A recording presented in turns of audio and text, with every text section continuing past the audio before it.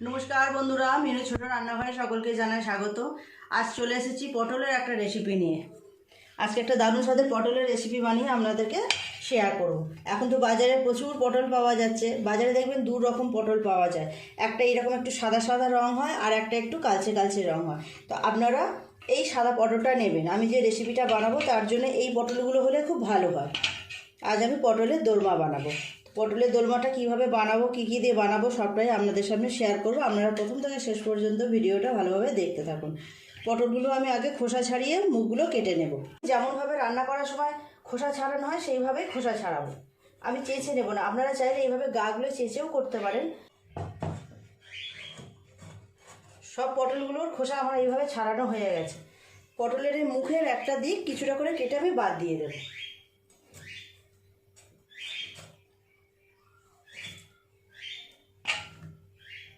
এইরকম কেটে নিলাম। সব পটলগুলো একইভাবে কেটে নেব। সব পটলগুলো খোসা ছাড়িয়ে এইভাবে মুখটা খানিকটা করে কেটে নিয়েছি। এবার পটলের ভিতরে যে বীজটা আছে সেটাকে আমি এইভাবে চামচের সাহায্যে বের করে নেব। আমি তো নিরামিষভাবে বানাবো আজকে রেসিপিটা। আপনারা যে কোনো দিন এই রেসিপিটা বানাতে পারেন, খেতে তো দুর্দান্ত হয়। এই দেখুন কি সুন্দর ভিতর থেকে বীজগুলো বেরিয়ে যাচ্ছে। একদম ভিতরটা পুরো ফাঁকা করে নেবো এইরকমভাবে। এই দেখুন, একটা তো পটল এরকমভাবে বের করে নিলাম ভিতর থেকে দানাগুলো। বাকি পটলগুলো একইভাবে ভিতর থেকে এইরকম বীজগুলো বের করে নেব। চামচের পেছন দিয়ে এই কাজটা করতে খুব সুবিধা হয়। আরও একটা করা হয়ে গেল। বাকি পটলগুলো একইভাবে এইরকম করে নেব। সমস্ত পটলের ভিতর থেকে আমি বীজটাকে বের করে নিয়েছি। এই পটলগুলো একদম কচি, দানাগুলো একদম কচি কচি আছে। এইগুলো কিন্তু আমি বাদ দেবো না, এইগুলোকে আমি মিক্সিতে পেস্ট করে নেব।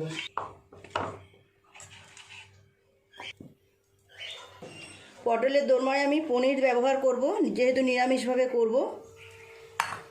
আমি কিছুটা পরিমাণ পনির নিয়েছি। পনিরটা আমি ঘরেই বানিয়ে নিয়েছি দুধ থেকে। আরও কিছুটা লাগবে। আমি 5টা পটল নিয়েছি, তো সেই পরিমাণে সমস্ত জিনিস নেব। পটলগুলো আগে খুব ভালো করে ভেজে নেব। কড়াই তেল চাপিয়ে দিয়েছি, তেল গরম হয়ে গেছে। পটলগুলো ভালো করে ভেজে নেব।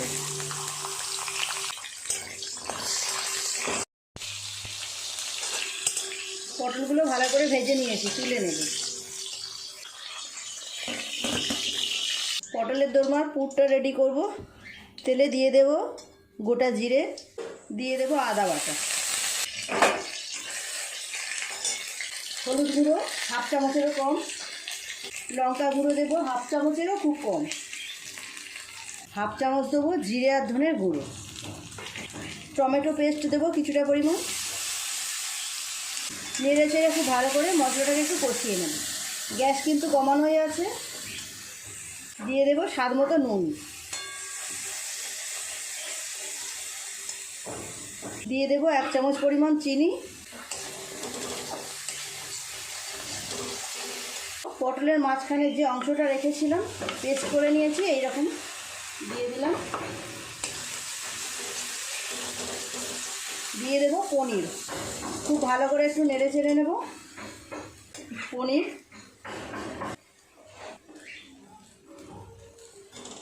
পনিরটা দিয়ে খুব ভালোভাবে নেড়ে চেড়ে নিয়েছি। এরপর দিয়ে দেবো সিদ্ধ করে রাখা আলু। একটা ছোট সাইজের আলু আমি সিদ্ধ করে রেখেছিলাম, এইভাবে ম্যাশ করে দিয়ে দিলাম। আর একটু ভালো করে মিশিয়ে নেব সমস্ত কিছু। পুরের মধ্যে অল্প একটু দিয়ে দেবো কাশ্মীরি লঙ্কা গুঁড়ো, দিয়ে দেবো কাজু বাদাম আর কিশমিশ। কিছুটা কাজু বাদাম আর কিশমিশ কুচিয়ে রেখেছিলাম, দিয়ে দিলাম। খুব ভালো করে আর একটু নেড়ে চেড়ে পুরটাকে একটু শুকনো ভাব করে নেব। খুব ভালোভাবে নেড়ে চেড়ে পুরটাকে শুকনো করে নিয়েছি, নামিয়ে নেব। এই জায়গার মধ্যে ঢেলে নেব। পুরটা এইভাবে খেলানো থাক, থালার মধ্যে ঠান্ডা হয়ে গেলে তারপর পটলের মধ্যে পুরটাকে ভরবো। পটলের পুরটা খুব ভালোভাবে ঠান্ডা হয়ে গেছে। পটলগুলো তো ঠান্ডা হয়ে গেছে। এবার এক এক করে পটলের মধ্যে পুরগুলো ভরে নেব। পুরটাকে আরেকটু এইভাবে হাত দিয়ে ভালো করে মিশিয়ে নেব সব কিছু। একটা পটল নেব, নিয়ে এইভাবে কিছুটা পুর নিয়ে পুরটাকে এরকম সরু করে রোল করে নিয়ে আস্তে আস্তে পটলের মধ্যে দিয়ে দেব। চেপে চেপে ভালোভাবে পটলের মধ্যে ঢুকিয়ে দেব।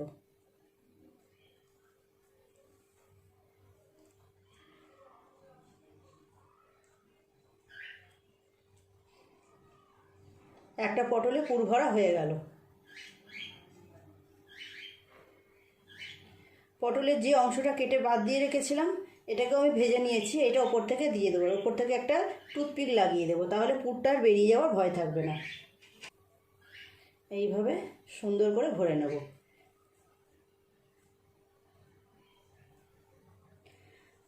বন্ধুরা, আমার চ্যানেলে চিংড়ি মাছের পুর ভরা পটলের দোরমা বানানো আছে, রেসিপি দেওয়া আছে। আপনারা যারা দেখেননি দেখে নেবেন প্লিজ। আজ তো আমি নিরামিষভাবে বানাচ্ছি। এই রেসিপিটা আপনারা যে কোনো দিন বানাতে পারেন। বাড়িতে কোনো উৎসব অনুষ্ঠান থাক, পূজা পার্বণ থাক, সেদিনও আপনারা খুব সহজেই বানিয়ে নিতে পারবেন। হয়ে গেল। বাকি যে কটা পটল আছে একইভাবে পুর ভরে নেব। সব পটলগুলোর মধ্যে পুর ভরা হয়ে গেছে, এতটা পুর বেশিও হয়ে গেছে। এবার এক একটা পটলের মুখে একটা করে এরকম মুখ বসিয়ে দেবো, দিয়ে আর এই টুথপিক দিয়ে আটকে দেব।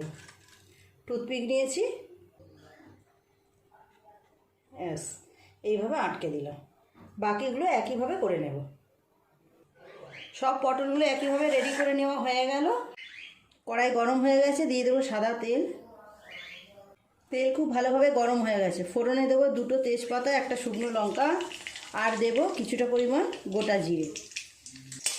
একটু নেড়ে চেড়ে ভেজে নেব ফোড়নটা। দিয়ে দেব হলুদ গুঁড়ো 1/2 চামচ পরিমাণ, আদা বাটা দেব,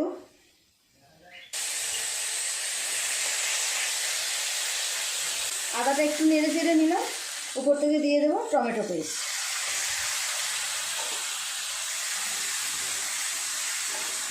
একটু নেড়ে চেড়ে আদা টমেটোর কাঁচা গন্ধটা কাটিয়ে নেব।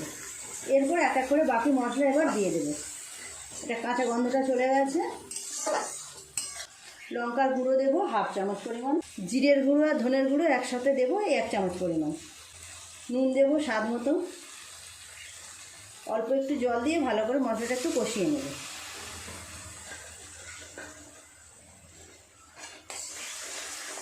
গ্যাস কমিয়ে রেখে এই কাজটা করতে হবে আস্তে আস্তে। আমি টমেটো দিয়েছি, আপনারা টমেটোর পরিবর্তে টক দইও ব্যবহার করতে পারেন।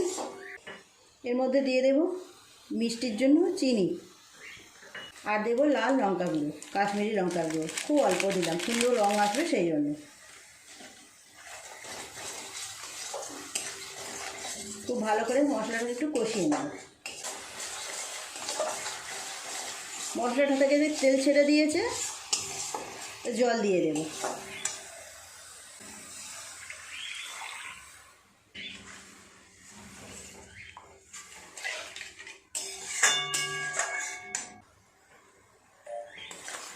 খুব ভালোভাবে গ্রেভিটা ফুটে গেছে। এর মধ্যে দিয়ে দেব কাজু বাদাম আর 4 চামচের বাটা, আর দিয়ে দেব কিছুটা পরিমাণ পুর। যে পুরটা বানিয়েছিলাম, পুরটা বেশি হয়েছিল, দিয়ে দিলাম একটু। গ্রেভিটা খুব ভালোভাবে ফুটে গেছে, কিছুটা কমেও গেছে। এই সময় দিয়ে দেব পটলগুলো। আস্তে আস্তে পটলগুলোকে এইভাবে দিয়ে দেব।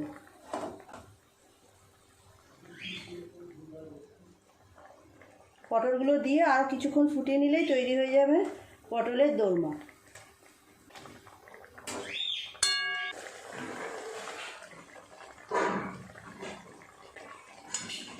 পটল দেওয়ার পর বেশ কিছুক্ষণ ফুটিয়ে নিয়েছি, গ্রেভিটাও অনেকটা কমে গেছে।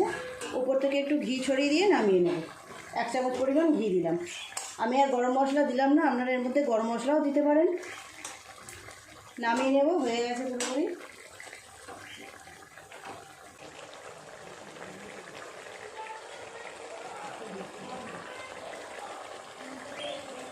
পুর ভরা পটলগুলো দিয়ে গ্রেভিটার সাথে বেশ কিছুক্ষণ সময় ফুটিয়ে নিলাম। গ্রেভিটা অনেক কমে গেছে, নামিয়ে নেব, হয়ে গেছে। উপর থেকে অল্প একটু ঘি দিয়ে দেবো। এই জায়গার উপরে তুলে নেব আস্তে আস্তে। যেমন দেখতে লাগছে দেখুন, গ্রেভিটা তো দুর্দান্ত হয়েছে।